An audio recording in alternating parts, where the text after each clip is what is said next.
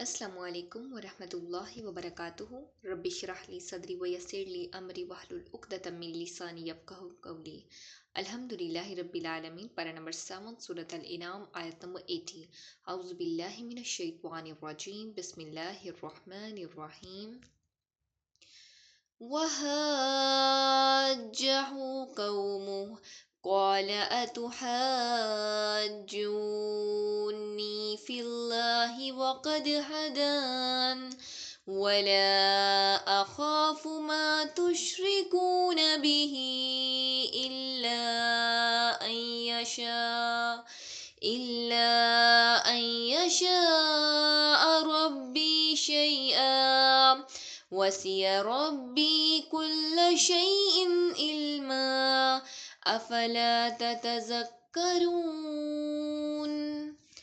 اور اس کی قوم نے اس سے جھگڑا کیا۔ اس نے کہا کیا تم اللہ رب العالمین کے بارے میں مجھ سے جھگڑتے ہو، حالانکہ اس نے مجھے ہدایت دی ہے اور میں ان سے نہیں ڈرتا جن کو تم اللہ رب العالمین کے ساتھ شریک بناتے ہو، مگر یہ کہ میرا رب ہی کچھ چاہے۔ میرے رب نے ہر چیز کا علم سے احاطہ کر رکھا ہے، تو کیا تم نصیحت قبول نہیں کرتے؟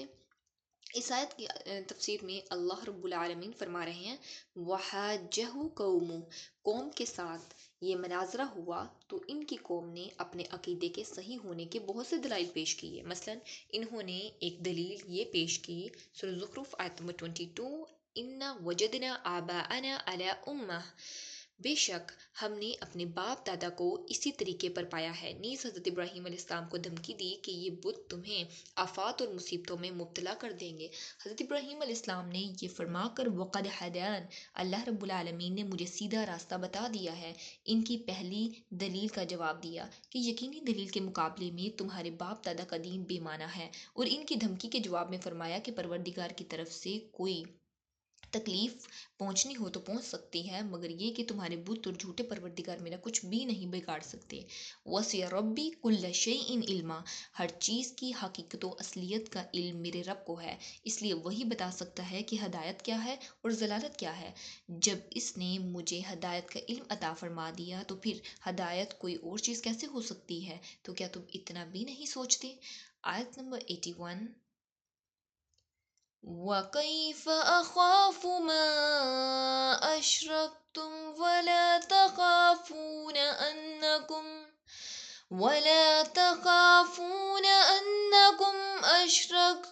بِاللَّهِ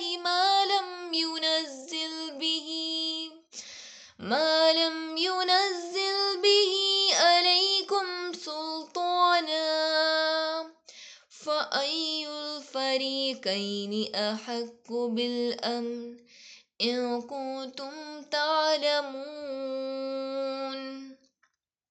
اور میں ان سے کیسے ڈر جاؤں جن کو تم نے شریک بنایا ہے، جبکہ تم ان کو اللہ رب العالمین کا شریک بناتے نہیں ڈرتے، جس کی اس نے کوئی دلیل بھی تم پر نازل نہیں کی۔ چنانچہ فریقین میں سے امن کا زیادہ مستحق کون ہے اگر تم جانتے ہو۔ اس آیت کی تفسیر میں ہم دیکھتے ہیں حضرت ابراہیم علیہ السلام کا اپنی قوم کو جواب ہے، جب انہوں نے حضرت ابراہیم علیہ السلام کو اپنے بتوں سے ڈرایا تھا کہ اگر تم نے ان کی مذمت کرنا نہ چھوڑی تو تمہیں کوئی آفت یا مصیبت پہنچے گی۔ حضرت ابراہیم علیہ السلام نے فرمایا میں ان بتوں سے کیسے ڈر جاؤں جن کی تم اللہ رب العالمین کو چھوڑ کر عبادت کرتے ہو، جو کسی کو نفع پہنچانے یا کسی کو ضرر پہنچانے پر قادر ہی نہیں ہے۔ اگر وہ کسی چیز پر کچھ قدرت رکھنے والے ہوتے تو جس وقت میں نے ان پر کلہاڑے سے ان کے ٹکڑے ٹکڑے کیے تھے اسی وقت وہ میرا کچھ نہ کچھ بگاڑ لیتے، اور میں ان بتوں سے کیسے ڈر سکتا ہوں جو کسی کو نفع اور نقصان پہنچانے پر قادر ہی نہیں ہے۔ اب تم یہ بتاؤ کہ دنیا اور آخرت میں اللہ رب العالمین کے عذاب سے کون مامون اور محفوظ ہے؟